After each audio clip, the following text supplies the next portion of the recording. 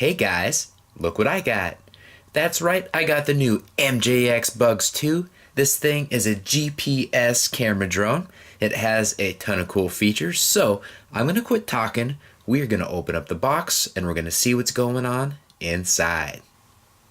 Alright guys, here's a quick look at what's going on inside the box. As you can see, this thing is packaged quite nicely. And I do believe I'll be able to use the box as a transport container because the props are already installed. So that is a very good thing.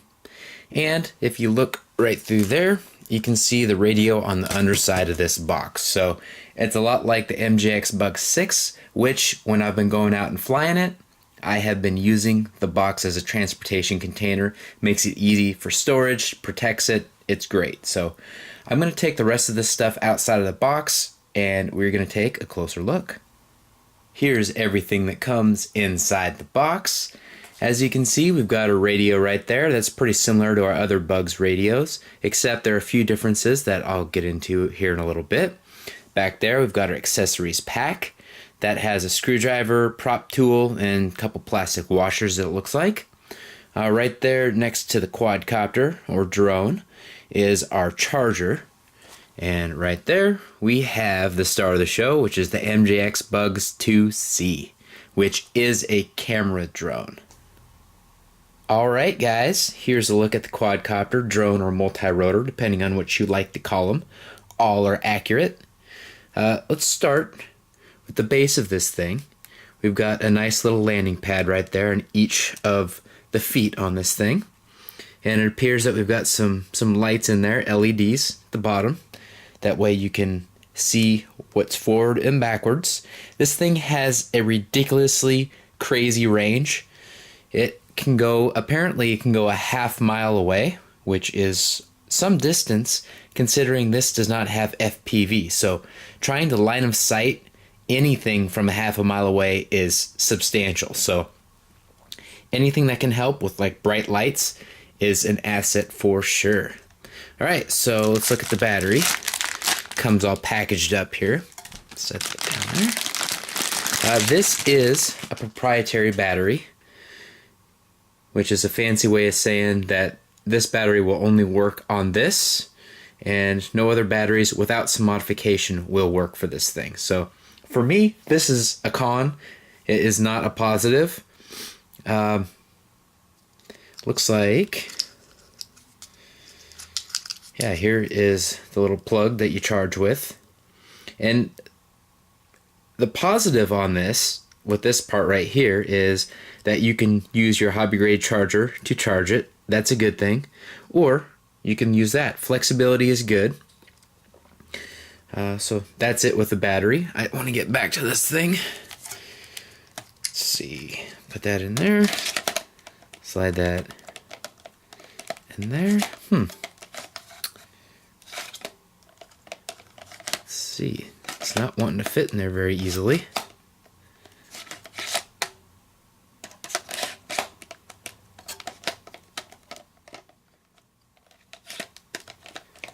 Alright, looks like you've got to do a little wiggle to get that to fit in there.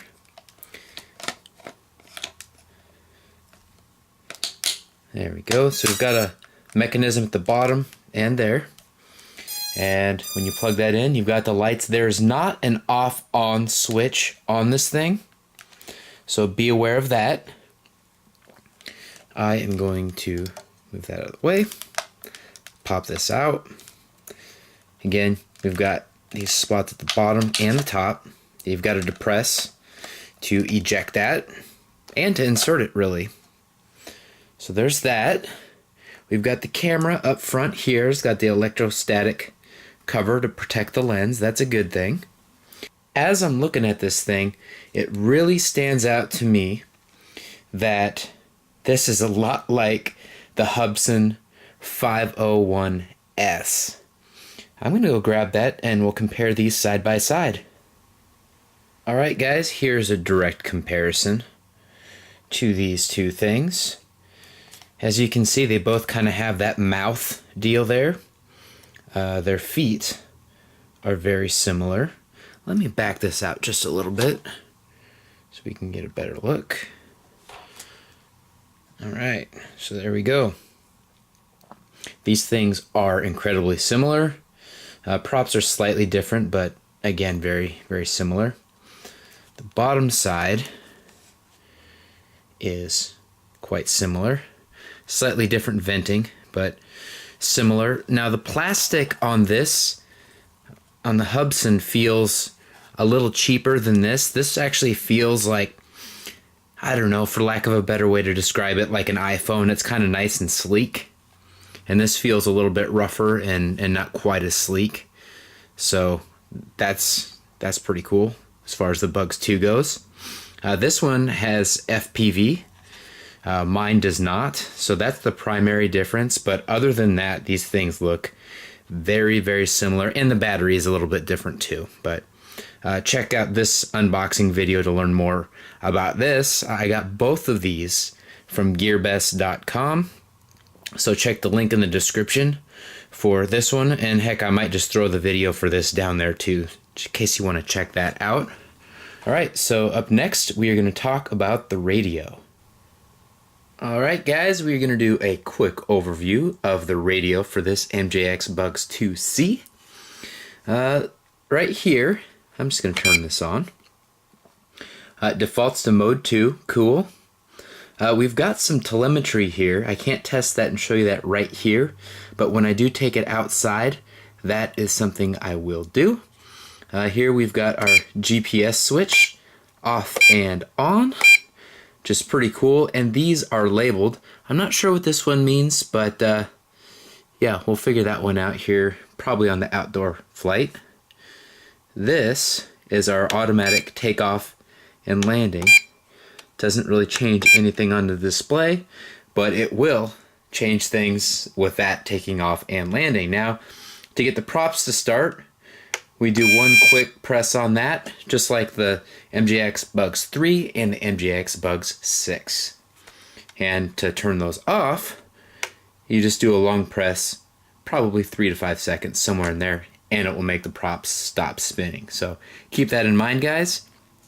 This thing also has a return to home button, and given the range that I stated a little bit ago that this thing has, this may come in handy, especially if you lose orientation, which can happen the farther out you go, especially if you are fairly new to the hobby. So keep that all in mind, guys. So basically, if you're out there, you want to bring it home, you're not sure, you kind of get disoriented, whatever, hit that button like so, and it will bring it on home. So that is a very cool, very handy feature. So the last thing is this thing takes both video and pictures. So for a picture, do one quick press, or for video, do a little bit longer press. I'm not sure if there's an indicator here. Most likely there'll be indicators on that, but we will test that again outside when we test it outside, which is hopefully very, very soon. Alright guys, so the first thing that we do is, that we're supposed to do, is according to the manual and my experience with the other MJX products, is when you first turn this on, is you need to hold down that button to bind it. So there we go, cool, we've got a bind. It's a good thing. Now, we're indoors, so I'm not sure if we're going to get any GPS or we're going to be able to calibrate it in here. So I was able to do that with my Hubsan, if you watch that unboxing, but I'm not sure we're going to be able to do that with this. So far, we do not have any GPS satellites, but I'm going to go through and kind of show you what you're going to need to do that. So it's kind of annoying, but it's simple. So you take this and you spin it in that direction, and then you will get an indicator. The lights will change color, which actually it looks like it just did. Went from yellow to green. And then you spin it on this, oh, I think it's face down. Face down, you spin it that way until it's calibrated, which it'll take 2, 3, 5. There we go, we're calibrated. So see how the lights change color, red to yellow? that's how the calibration process works. I am not going to try and fly it indoors. That's not a good idea with GPS stuff. I indicated before I was going to try, but since we don't have any satellites on this, that's our satellite indicator, that is a bad idea. While we're looking at this, our receiver battery, which is the battery on that, is showing full bars. That is cool. And I swapped some batteries from one of my other radios, so that's why the radio battery is a little bit below full. So there's that. Alright guys, it looks like I just needed to be a little bit more patient. We do have 15 satellites connected. So what I did is I turned off the GPS, and I'm just going to fly it indoors without GPS, and we'll see how that goes. See how much battery we have. The battery is not fully charged. I haven't charged it at all yet, so we'll see what the flight time is like indoors without the GPS. And to do that, to turn it on, we have two ways to do that. One, like that, or quick hold down on the red button. And we are going to fly this thing for the first time indoors. Oh, it's got an automatic shut off because I didn't fly quick enough. So let's do that again. Turn it back on, pushing the sticks on the inside. And now, oh yeah. Now, even without the GPS, this thing has altitude hold, and it is super stable, which is really good for a camera platform. And of course, GPS is only going to help that.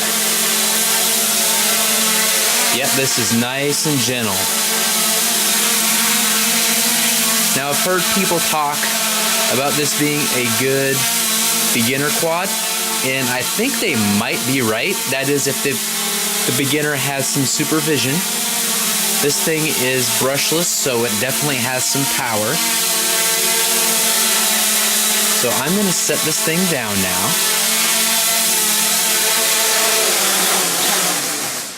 And I just held the stick down, and the props turned off. Now, if you want to turn them off a little quicker, you can just pop them to the outside there. So that one went really well. So now we are going to try it in GPS mode. So I'm going to flip the GPS on there, and we're going to see what happens. It may or may not be a good idea, but let's do it anyway. What the hell?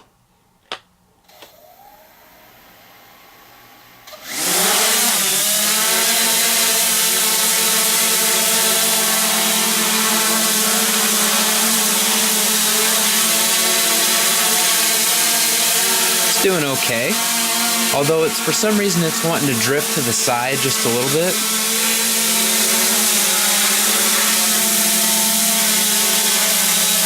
I'm still able to control it. Let's turn off GPS mode there for a second. Yeah, indoors we want GPS mode off, kind of as I alluded to before.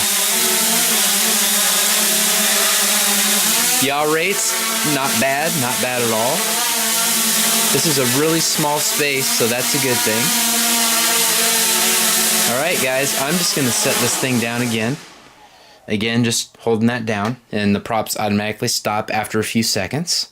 So, I'm going to come back. I'm going to do a quick little review wrap-up. Alright guys, I hope you enjoyed that flight footage. We took a little bit of a risk with the GPS indoors. It started to drift to the side just a little bit, nothing too crazy. But this is definitely something you want to fly outside in GPS mode. Now indoors it wasn't too bad without the GPS on, so that's good. This thing is incredibly stable in flight. That's really good. That's one thing about all these MJX Bugs products. They are a nice hybrid between toy grade pricing and hobby grade performance. So I really cannot wait to take this outside, do a nice flight review, test the camera, do all that kind of stuff. So I'm going to leave this here. I'm going to do a nice kind of wrap up at the end of that video. because this is basically just an unboxing to check it out, see what's going on. And with that being said, like, comment, and subscribe so you don't miss that video. And GB Linden out.